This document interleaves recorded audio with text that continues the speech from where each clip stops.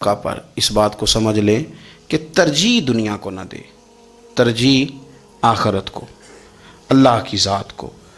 ہماری آخرت کس طرح ٹھیک ہو سکتی ہے، آخرت میں کامیاب کس طرح ہو سکتے ہیں، آخرت میں اللہ تعالیٰ کی رضا کیسے پا سکتے ہیں، اس کو ترجیح دینی چاہیے۔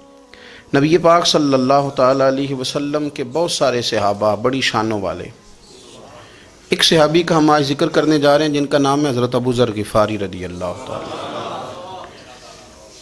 ہمارے صوفیاء تصوف میں ایک جملہ بولتے ہیں کہ تیرا تو فقر فقر ابو ذر ہے، یعنی جن کو صحیح درویش کہتے ہیں نا، صحیح درویش۔ مولا علی شیر خدا رضی اللہ تعالیٰ عنہ فرمایا کرتے دو ہی تو بندے ہیں جو رب کے رستے میں کسی شے کی پرواہ نہیں کرتے۔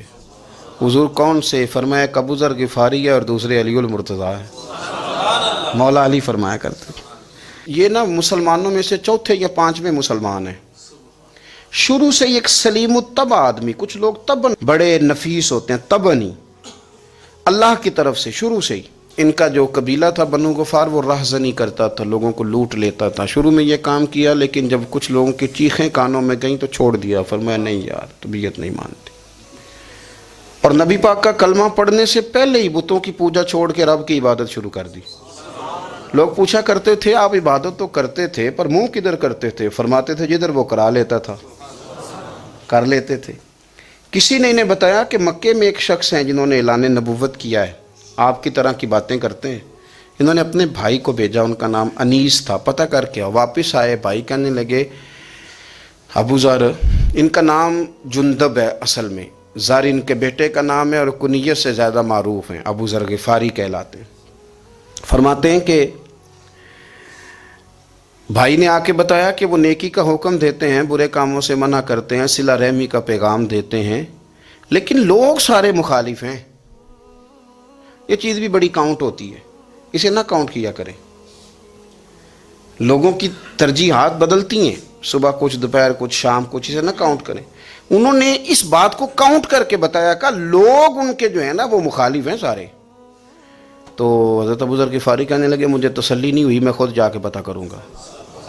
کہتے ہیں مکہ شریف آیا تو کسی ایسے آدمی سے پوچھ بیٹھا، میں تو کچھ اور سمجھا تھا، وہ کچھ اور نکلا۔ مکے والوں نے بڑا مارا۔ مکے پہنچ کے پہلی جو چیز ملی وہ مار کھانے کی تھی۔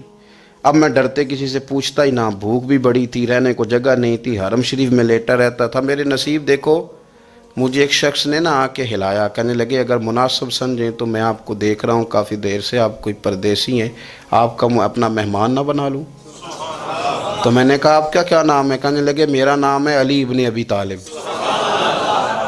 کہتے ہیں مولا کائنات گھر لے گئے، کھانا بھی کھلایا، جگہ بھی دی، سونے کو خدمت بھی کی، لیکن چونکہ میں تو پہلے ایک سے پوچھ کے مار کھا بیٹھا تھا، میں نے پوچھا نہیں میں کدھر آیا ہوں۔ رات رہے، اگلی رات بھی رہے، لیکن میں نے بتایا نہیں میں کس کام آیا ہوں۔ حضرت ابو ذر غفاری رضی اللہ تعالیٰ عنہ کہتے ہیں خود ہی مولا علی نے پوچھا بتا سکتے ہو کیسے آئے ہو؟ میں نے کہا راز رکھ لو گے؟ فرمایا بڑا کشادہ سینہ دیا رب نے مجھے، تو بات تو کر۔ کہنے لگے یار میں تو محمد مصطفیٰ کی زیارت کرنے آیا صلی اللہ تعالی علیہ وسلم۔ یہ بے نیاز لوگوں میں سے ہیں حضرت سیدنا ابو ذر غفاری۔ میں حضور کی زیارت کے لیے، حضرت علی کہنے لگے سویرے لے چلوں گا۔ انسان بزدل نہیں ہوتا، ہر انسان بزدل نہیں ہوتا، اور بلا وجہ ٹکراؤ کی پالیسی بنا لینا یہ بھی سیانے لوگوں کا کام نہیں۔ حکمت کے تقاضوں کے مطابق چلنا یہ بھی دلیر لوگوں کا ہی کام ہوتا ہے۔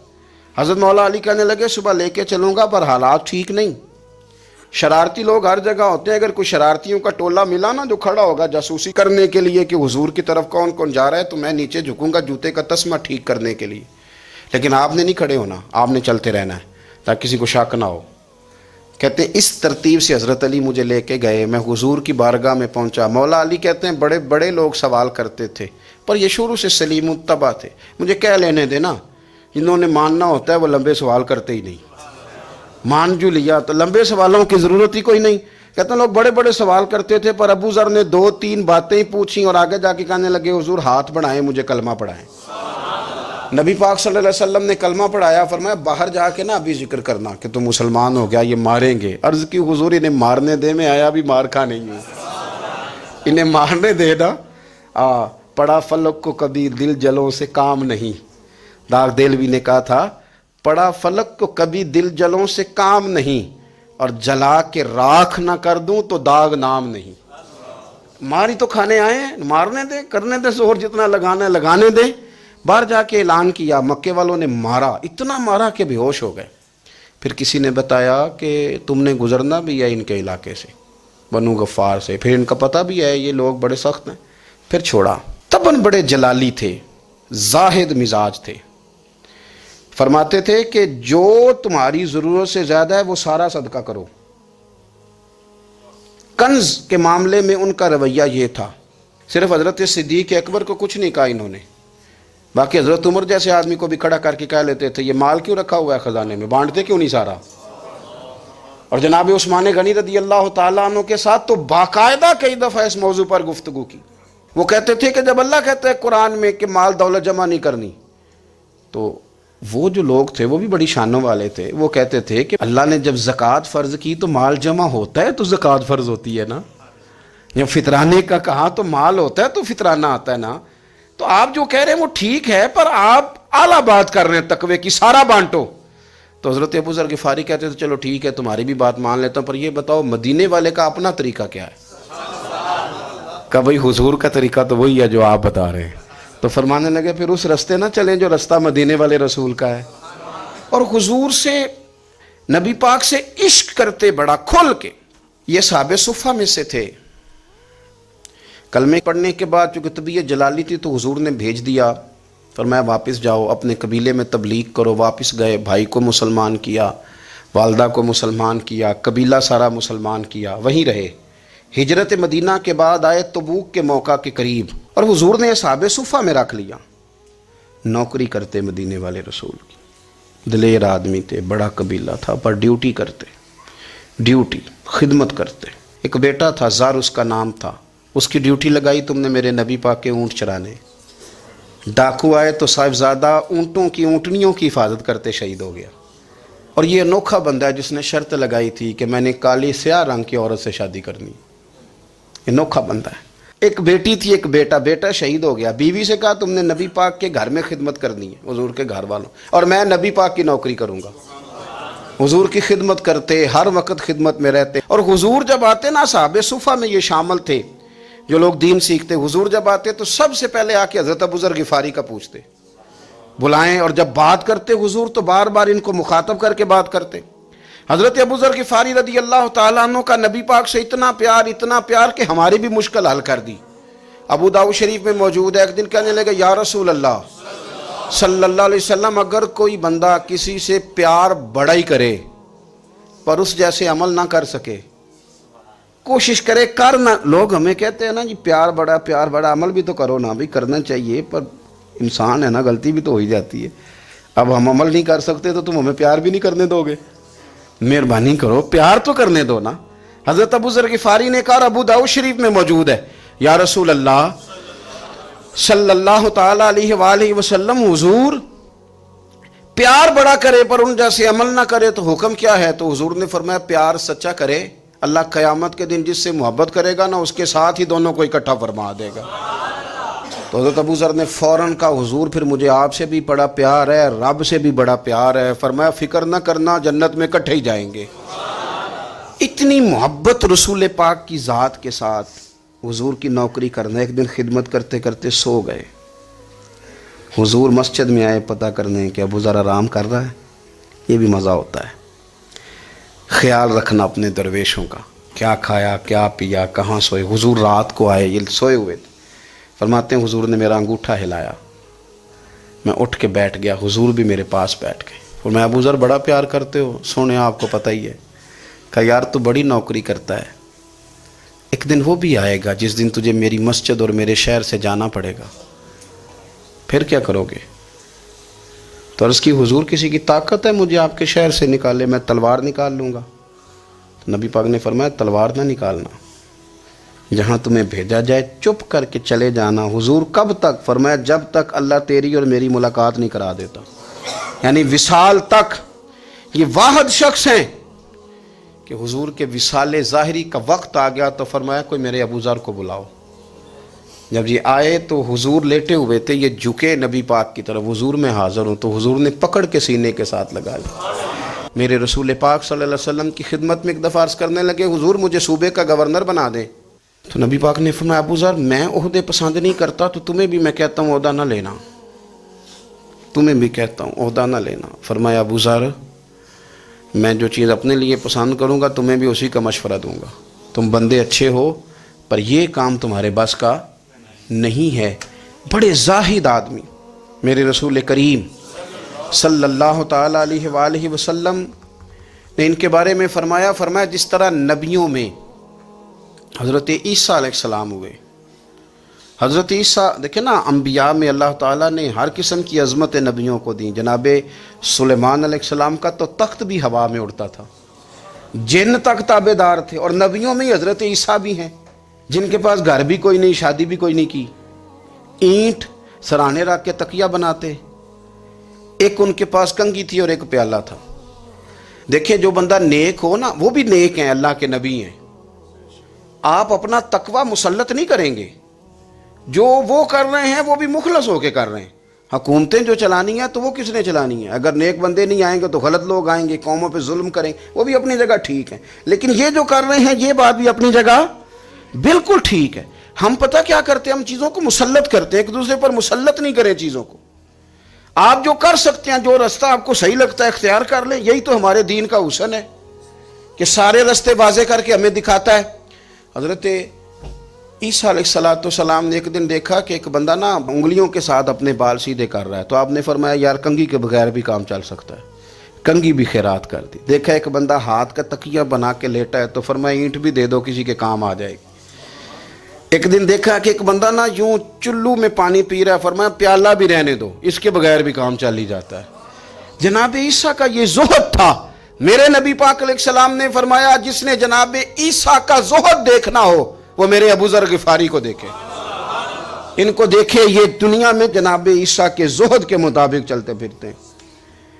ساری زندگی دولت کو، مال کو پسند نہیں کیا۔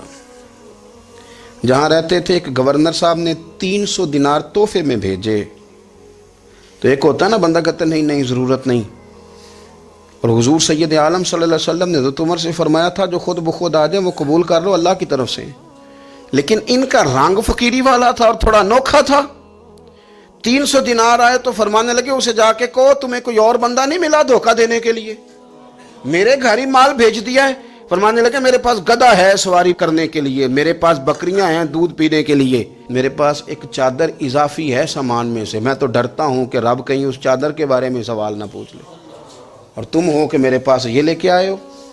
حضرت عثمان غنی کے پاس جا کے کہا کرتے کتنا لوگوں کے پاس پیسہ آ گیا ہے، ہر بندے کے گھر میں مال ہے، یہ کیا ہو رہا ہے، لوگوں سے کہیں خرچ کریں غریبوں پہ۔ حضرت عثمان غنی فرمانے لگے تمہیں تو خوش ہونا چاہیے کہ میرے دور میں لوگ خوشحال ہو گئے ہیں۔ آپ فرمانے لگے نہیں، وہ والا رنگ زیادہ بہتر ہے جو مدینے والے نے اختیار فرمایا ہے، کیونکہ کچا رنگ للاری والا چڑھدا تے لیندا رہندا عشق تیرے دا رنگ محمد، جدوں چڑھ جائے پھر نہیں لیندا۔ آپ کی طبیعت کے اندر دولت سے بیزاری، حضرت ابو درداء، حضرت ابو موسیٰ اشعری، حضرت ابو ہریرہ رضی اللہ تعالی عنہ، یہ سمجھ لیں ان کے کلاس فیلو تھے، ان کے ساتھ پڑھا تھا انہوں نے۔ حضرت ابو ذر غفاری ان پر بھی جلال کرتے ہیں۔ آپ یقین کریں کہ طبیعت نا ایسے کیف میں آ گئی ان کو پڑھ کے، ان کو پڑھا جب کچھ دنوں سے تو کچھ انوکھا، یہ انوکھی وجہ ہے، سارے زمانے سے نرالے ہیں، یہ بندے کون سی بستی کے یار اب رہنے والے ہیں، یہ کس طرح کے لوگ ہیں، کیا سوچ ہے۔ حضرت ابو درداء رضی اللہ تعالیٰ عنہ کے گھر کے قریب سے گزرے تو حضرت ابو درداء مکان بنا رہے تھے، کیا جملہ کہا، تڑپ گئی روح۔ فرمانے لگے ابو درداء تجھ سے مجھے یہ امید نہیں تھی یار۔ فرمایا کیا ہوا؟ فرمانے لگے اب تیرا مکان بنانے کے لیے بھی اللہ کے بندوں کی پشتوں پر اینٹیں رکھی جائیں گی، تیرا مکان بنانے کے لیے رب کے بندوں کی پشتوں پر اینٹیں تیرے لیے۔ حضرت ابو درداء نے گردن جھکا لی، فرمایا یار جہاں تو ہے نا تو بالکل ہی ٹھیک کہتا ہے۔ کیوں؟ میرے نبی پاک صلی اللہ علیہ وسلم نے فرمایا اس زمین کے اوپر اور آسمان کے نیچے ابو ذر غفاری سے سچا بندہ کوئی نہیں، ان سے زیادہ سچا کوئی نہیں۔ فرمایا تو ٹھیک کہتا ہے یار، صحیح کہتا ہے۔ حضرت ابو موسیٰ اشعری رضی اللہ تعالیٰ عنہ کو گورنر بنا دیا گیا عراق کا۔ اب حضرت ابو موسیٰ اشعری صحابہ میں ایک بڑے جلیل القدر صحابی ہیں، اور ان کی عظمتیں، رفعتیں، بلندیاں کیا کہنا، بڑی گہری دوستی تھی۔ لیکن جب وہ گورنر بن گئے نا تو آپ نے فرمایا بس بھئی اب تو نے عہدہ لے لیا ہے، یہ بندے کو ٹھیک نہیں رہنے دیتی چیزیں، اب تو عہدے میں چلا گیا۔ بڑی مدت کے بعد ملاقات ہوئی حضرت ابو موسیٰ اشعری کے ساتھ، وہ دوڑ کے آئے حضرت ابو ذر غفاری کے گلے ملنے، میرا بھائی میرا بھائی۔ فرمایا پیچھے ہٹ جا، میں نہیں تیرا بھائی، تو گورنر ہے، میں غریب آدمی ہوں، اپنا کام کر۔ پھر دوڑ کے آئے، فرمایا ابو ذر تو میرا بھائی ہے یار، اکٹھے پڑھتے تھے حضور۔ فرمایا نہیں، جا تو نہیں میرا۔ پھر آئے، جانتے تھے نا یہ سچا بندہ ہے، یہ سچا بندہ ہے، یہ تقریروں والا نہیں، صرف وعظوں والا نہیں، اس کے اندر بھی بڑی سچائیاں ہیں۔ قریب آئے، آ کے کہا یار تو میرا بھائی ہے، میرے سینے لاگ۔ فرمانے لگے تو تیسری بار آیا ہے، مومن ہے، میں منہ نہیں موڑ سکتا، پر پہلے مجھے بتا گورنر بننے کے بعد تو نے مکان کتنے بنائے، باغ کتنے لگائے، چکیاں کتنی لگائیں، کتنے تو نے چیزیں بنائی ہیں، پہلے بتا۔ تو ابو موسیٰ اشعری نے ان کا ہاتھ پکڑا، رونے لگے، کہنے لگے جس محبوب سے تو نے تربیت لی ہے میں بھی انہی کا نوکر ہوں، جن کپڑوں میں میں عراق گیا تھا میرے آج بھی وہی ہیں یار۔ کیا بات کرتا ہے تو، میرے وہی ہیں۔ مجھے بتا اگر یہ عہدے خدمت کے ہم نہیں لیں گے تو پھر کیا ظالموں کو دیں گے، غیروں کو دیں گے؟ نہ کر، کچھ نہیں بنایا۔ حضرت سیدنا ابو موسیٰ اشعری رضی اللہ تعالیٰ عنہ روئے، اور جب کہا نا کوئی شے نہیں میرے پاس، تو فرمایا اچھا چل آ جا، پھر سینے لگ جا، تو واقعی میرا بھائی ہے۔ پھر حضرت ابو ذر غفاری نے محبت فرمائی، وہ درویشی، وہ فقیری، وہ سادگی، وہ نورانیت، وہ دل کے ساتھ اندر۔ ہمارے تو بہت سارے لوگ ہیں جو کہتے ہو کہاں لے جانا ہے مال، کیا ضرورت ہے مال کی، ہر وقت مال کی مخالفت کرتے ہیں، لیکن دل ان کا کہتا ہے کہ آئے صحیح، کسی طریقے سے پہنچے صحیح۔ حضور نے فرمایا بعض لوگوں کی زبانیں شہد سے زیادہ میٹھی، دل بھیڑیے سے زیادہ خطرناک۔ اوپر سے کہہ کچھ رہے ہیں، اندر حالات کچھ اور ہیں۔ لیکن حضرت ابو ذر غفاری رضی اللہ تعالیٰ عنہ دوری دولت سے، آپ فرماتے کیوں ہیں لوگوں کے پاس مال، کس لیے اتنا مال جمع کیا ہے؟ کیا ساری غریبی ختم ہو گئی ہے، غربت مٹ گئی ہے ساری؟ کیوں لوگ مال بناتے ہیں؟ ایک اور آپ کی کلاس فیلو تھے جو بصرے کے گورنر بنے، عبداللہ بن عامر رضی اللہ تعالیٰ۔ ایک صاحب سے ملاقات ہوئی، جناب نافع تائی ان کا نام تھا، تو ابو ذر غفاری سے وہ بڑے شوق سے ملنے آئے، حضور کے صحابی سمجھ کر کے۔ فرمایا کہاں کے رہنے والے ہو؟ کہا میں تو بصرے کا رہنے والا ہوں۔ فرمایا وہاں میرے ایک کلاس فیلو ہیں عبداللہ بن عامر، کہا وہ تو آج کل گورنر ہیں۔ فرمایا میرا ایک پیغام دے دو گے اس کو جا کے؟ کہا حضور دے دوں گا۔ فرمایا اس سے جا کے کہنا تو گورنر بن کے بھی زندہ ہی ہے، اور میں پانی کا پیالہ پیتا ہوں، کھجور کھاتا ہوں اور رب کی عبادت کرتا ہوں، میں بھی تو زندہ ہی ہوں نا، تو بھی زندہ ہی ہے، اس سے آگے کچھ نہیں ہے، اور میں کھجور کھاتا ہوں، پانی کا پیالہ پیتا ہوں، میں بھی تو زندہ ہوں نا۔ اللہ اکبر۔ نافع تائی کہتے ہیں اس پیغام کی سمجھ نہیں آئی، لیکن میں لے کے گیا، عبداللہ بن عامر سے میری ملاقات ہوئی، تو میں نے کہا جی ایک پیغام دینا ہے، تو انہوں نے کچھ توجہ نہیں کی۔ جب میں نے بتایا نا کہ حضرت ابو ذر غفاری کا پیغام ہے، تو ان دونوں آنکھیں کھول دیں، کہنے لگے جلدی بتاؤ انہوں نے کیا کہا ہے۔ فقر اور درویشی کے رستے پہ چلنے والوں کے امام سیدنا ابو ذر غفاری نے کیا کہا ہے؟ تو کہتے ہیں مجھے پاس بٹھا لیا، شفقت فرمائی، کہنے لگے اب بتاؤ انہوں نے کیا کہا ہے؟ تو عرض کرنے لگے انہوں نے کہا ہے کہ تو گورنر ہے، تو بھی زندہ ہے، اور میں کھجور کھاتا ہوں، پانی پیتا ہوں، رب کو یاد کرتا ہوں، میں بھی تو زندہ ہی ہوں نا۔ کہنے لگے ایک دفعہ پھر کہا انہوں نے کہا تھا کہ میں کھجور کھاتا ہوں، پانی پیتا ہوں، عبادت کرتا ہوں، میں بھی تو زندہ، کہا ایک دفعہ پھر کہتے ہیں تیسری دفعہ کہا تو وہ اتنا روئے کہ انہوں نے چادر میں منہ چھپا لیا۔ کہنے لگے یار وہ ٹھیک ہی کہتا ہے، وہ صحیح کہتا ہے، اتنا مال، اتنے عہدے، اتنی چیزیں، اتنا کچھ جمع کر کے رکھا ہے، ان کا حساب دینا ان چیزوں کی اللہ کے حضور کیا عذر پیش کریں گے، کس طرح رب کی بارگاہ میں بتائیں گے کیا وجہ تھی، کن چکروں میں ہم نے زندگی گزار دی۔ سیدنا ابو ذر غفاری رضی اللہ تعالیٰ عنہ نے اپنی حیات مبارکہ ساری کی ساری فرماتے تھے کہ ہم نہیں عمل کریں گے تو کون کرے گا، وہ خاص سادگی، وہ خاص۔ اور پتہ میرے نبی پاک نے کیا فرمایا؟ فرمایا مجھے میرے رب نے حکم دیا ہے کہ میں 4 لوگوں سے پیار کروں۔ اللہ اکبر، کاش کبھی آپ اس حدیث کے جملوں کو سمجھیں۔ او یار، اللہ نے حکم دیا ہے محبوب پیار کرے۔ حضور کس سے؟ تو پہلے 3 مرتبہ نبی پاک نے ایک ہی شخص کا نام لیا، فرمایا علی سے، علی سے، علی سے، پھر فرمایا ابو ذر غفاری سے، پھر فرمایا جناب مقداد سے، پھر فرمایا سلمان فارسی سے۔ رب نے مجھے کہا ان سے پیار کرو۔ حضرت ابو ذر غفاری تبوک کے موقع پر نا اونٹ پہ بیٹھے تھے، پیچھے رہ گئے، اونٹ پر بیٹھے تھے تو پیچھے رہ گئے۔ اونٹ سست تھا، تھک گیا، چل نہیں رہا تھا۔ حضرت ابو ذر غفاری رضی اللہ تعالیٰ عنہ پہلے تو اسے لے گئے ایک گاؤں میں کہ اونٹ بیمار ہو گیا، اس کا علاج کرایا، لیکن جب وہ ٹھیک نہ ہو سکا نا تو اونٹ وہیں چھوڑ دیا۔ حضور صلی اللہ علیہ وسلم کے پیچھے ضرور پہنچنا ہے میدان تبوک میں، تو جو سامان تھا وہ سارا پشت پہ رکھا اور اکیلے ہی چل دیے، تنے تنہا اور پیدل۔ سامنے سے گرد اڑتی ہوئی نظر آئی تو لوگوں نے کہا حضور پتہ نہیں کون آیا ہے۔ فرمایا تمہیں نہیں پتہ، مجھے تو پتہ ہے نا، ابو ذر غفاری آیا ہے، ابو ذر غفاری آئے۔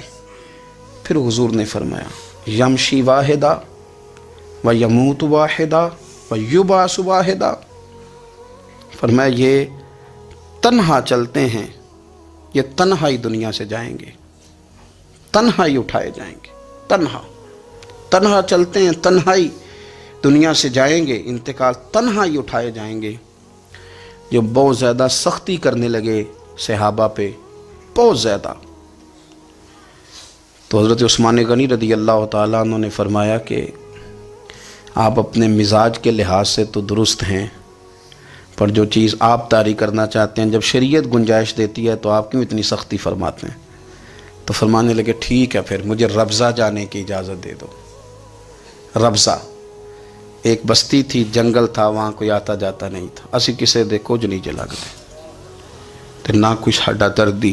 حضور نے کہا تھا نا یمشی واحدہ، تو اکیلا چلے گا، ربضہ چلے گیا۔ حضرت سیدنا عثمان غنی نے کہا یہ کچھ بکریاں لے جاؤ، دودھ پی لیا کرنا۔ فرمایا عثمان مجھے مال کی تو ضرورت پہلے دن سے ہی کوئی نہیں، مجھے تو رب رسول کی ضرورت ہے، ان کی کرم نوازیاں میرے ساتھ رہتی ہیں۔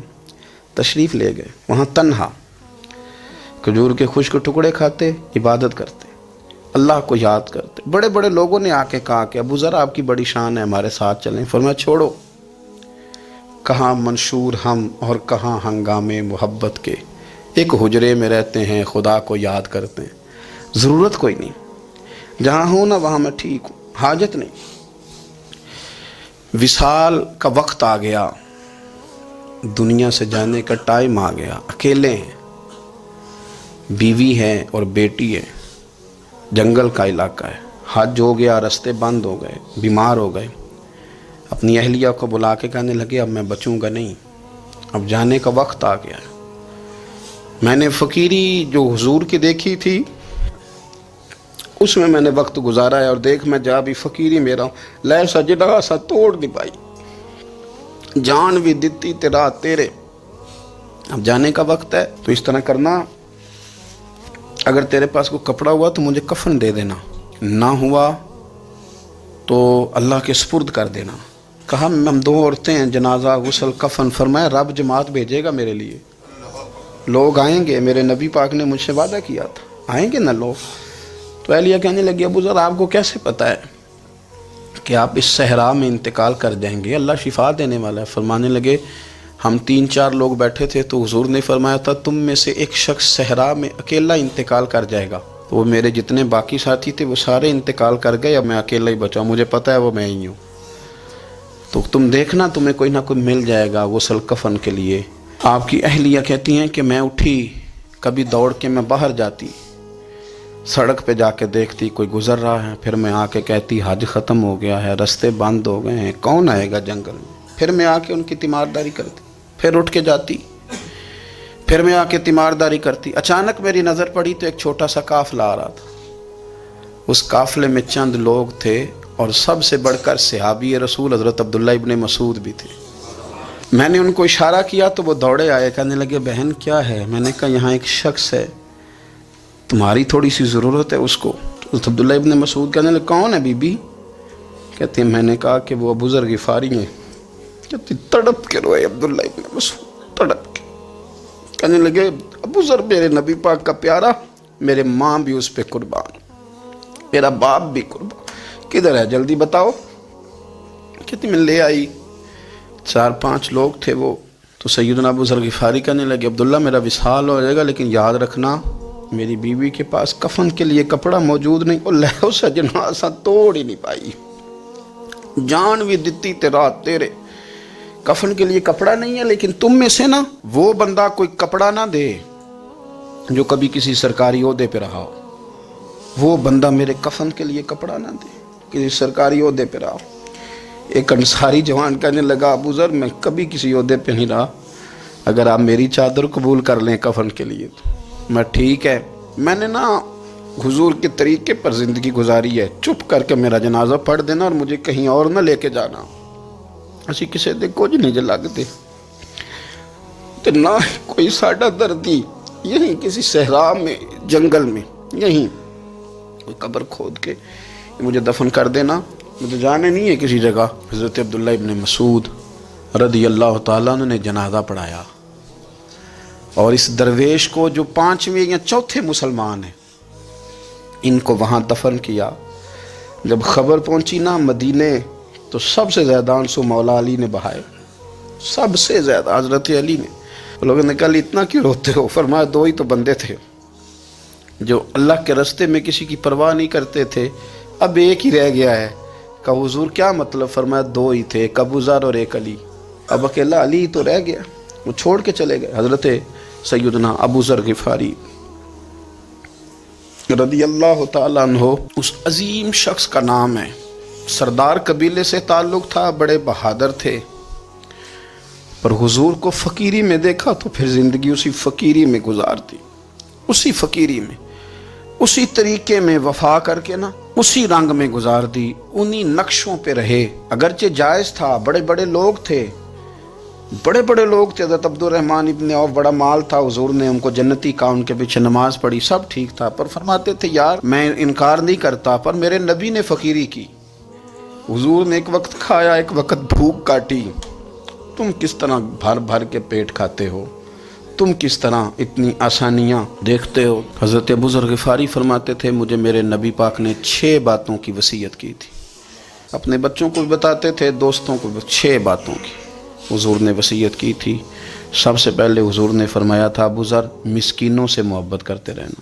دوسرا نبی پاک صلی اللہ علیہ وسلم نے فرمایا تھا جب بھی دیکھنا نیچے والوں کو دیکھنا, اوپر والوں کو نہ دیکھنا. مالداروں جاگیرداروں پہ توجہ نہ کرنا, ذہن خراب ہوگا. نیچے دیکھنا, غریبوں کی طرف توجہ رکھنا. تیسرے نمبر پر نبی پاک صلی اللہ علیہ وسلم نے فرمایا تھا ہر حال میں حق بات کہنا اگرچہ وہ کڑوی ہو. چوتھے نمبر پہ میرے محبوب نے فرمایا تھا اللہ کے معاملے میں کسی کی پرواہ نہ کرنا, کوئی کیا کہتا ہے کہتا رہے, تم رب کے راستے پہ چلتے رہنا, ملامت کی پرواہ نہ کرنا. اور 5ویں نمبر پر میرے نبی پاک نے مجھ سے کہا تھا اگر رشتہ دار تجھ سے تعلق توڑیں بھی نہ تو جوڑ کے رکھنا, صلہ رحمی نہ چھوڑنا. اور 6